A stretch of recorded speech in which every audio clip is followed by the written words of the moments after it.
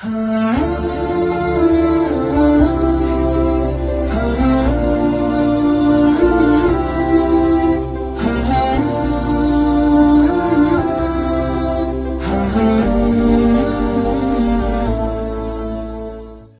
برس تک اپنوں کے مسلسل ظلم و ستم سہنے کے بعد بالآخر تنگ آ کر مسلمانوں نے مکہ کو خیر آباد کہا اور مدینہ جا بسے۔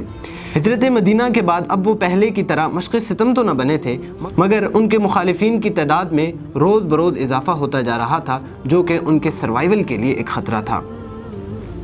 ہجرت مدینہ کے بعد جہاں انہیں مدینہ کے یہود کی مخالفت کا سامنا تھا، وہیں کچھ انصار رؤسا بھی ان کی مدینہ آمد سے ناخوش تھے، اور پھر قریش مکہ آس پاس کے قبائل کو مسلسل مسلمانوں کے خلاف بھڑکا رہے تھے۔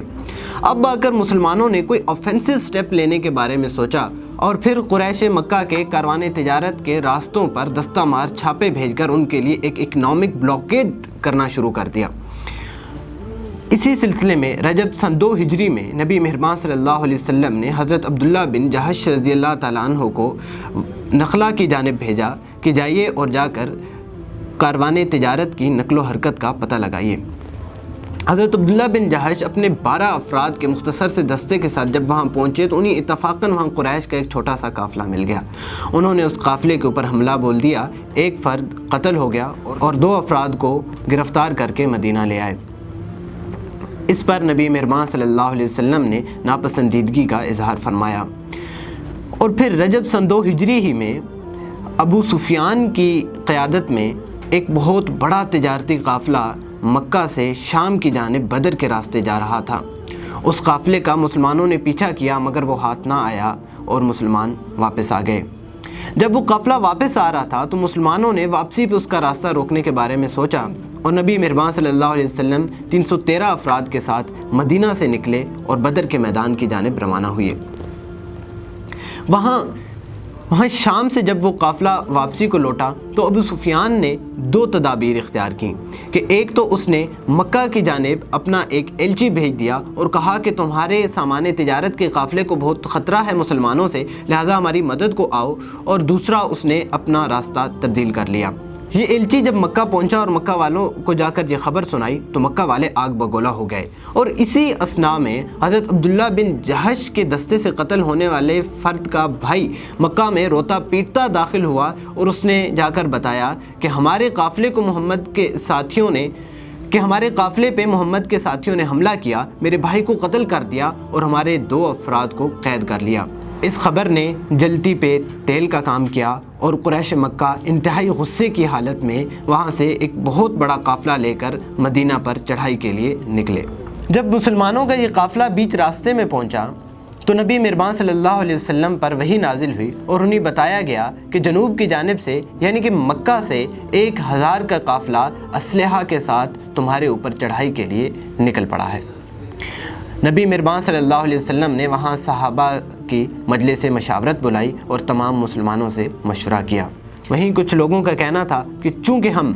جنگ کی تیاری کے لیے نہیں نکلے، ہمارے افراد بہت کم ہیں، ہمارے پاس ہتھیار بہت کم ہیں، اس لیے بجائے ہمیں اتنے بڑے لشکر سے ٹکر لینے کے ایک چھوٹے سے قافلے کے اوپر حملہ کرنا چاہیے، ان سے ہمیں ہتھیار بھی ملیں گے اور بہت سا مال و دولت بھی۔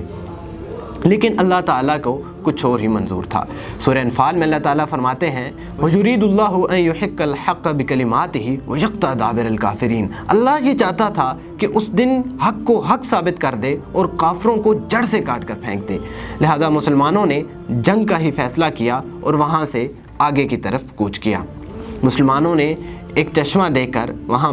مسلمانوں کو جہاں کچھ پانی میسر آیا انہوں نے وہاں پر پڑاؤ کر لیا۔ وہ رات نبی مہربان صلی اللہ علیہ وسلم نے پوری رات عبادت میں اور اپنے رب سے فریاد کرتے ہوئے گزاری، تو اللہ تعالیٰ نے نبی مہربان صلی اللہ علیہ وسلم سے اپنی مدد و نصرت کا وعدہ فرمایا اور کہا کہ اگر تمہارے حریف 1000 کی تعداد میں ہیں تو میں جنگ کے دوران تمہاری مدد و نصرت کے لیے 1000 فرشتے نازل کروں گا۔ اس رات جہاں مسلمانوں نے پڑاؤ کیا ہوا تھا اس سے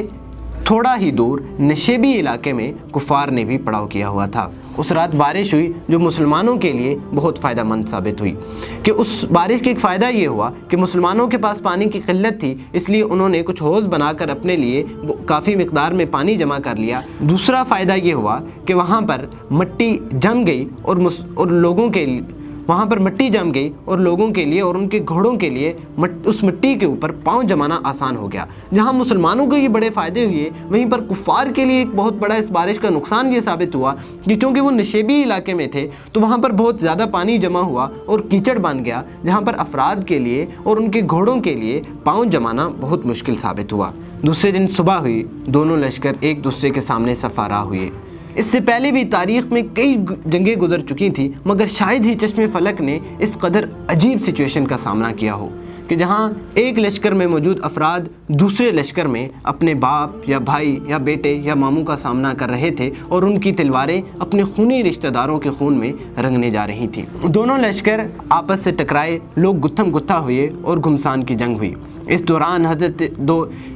इस दौरान दो नौजवान साला अंसारी लड़के मुआज़ और मऊज़ ने अबू जहल पे हमला करके उसे कत्ल कर दिया। अबू जहल के हमले से कुरैश वालों के हौसले बहुत पस्त हो गए, मगर अभी तक उनका एक बड़ा सरदार उमैया बिन खलफ वहाँ पर मौजूद था, जिसकी वजह से उनके हौसले कायम थे। हज़रत बिलाल रज़ी अल्लाह ताला अन्हु की निशानदेही पर सहाबा कराम ने उमैया बिन खलफ के ऊपर हमला किया और उसके पूरे जिस्म में छेद कर डाले और वो मर गया। उमैया बिन खलफ के मरते ही कुरैश के हौसले पस्त हो गए और वो मैदान से भाग खड़े हुए और मुसलमानों को एक मुअज्ज़ाती फतह हासिल हुई। ग़ज़वा बदर के बाद एक बड़ी तादाद में अफराद ने इस्लाम कबूल किया, क्योंकि असलहा से लेस इतनी बड़ी तादाद से एक छोटे से बेसरो सामान लश्कर का टकराना बिलाशुबा किसी मुअज्जिज़े से कम नहीं था। मगर उन लोगों का अल्लाह ताला पे इतना पुख्ता ईमान था, इतना पुख्ता यकीन था और इतना तवक्कल था कि अल्लाह ताला ने उनकी मदद फरमाई। अल्लाह आज भी मौजूद है और उसकी वो तमाम ताकतें और कुदरतें भी मौजूद हैं। बस ज़रूरत है उस तवक्कल की, उस ईमान की, उस भरोसे और यकीन की, जिस ईमान, भरोसे और यकीन के साथ बदर वाले अपने से 2.5 गुना बड़े लश्कर के साथ टकरा गए थे।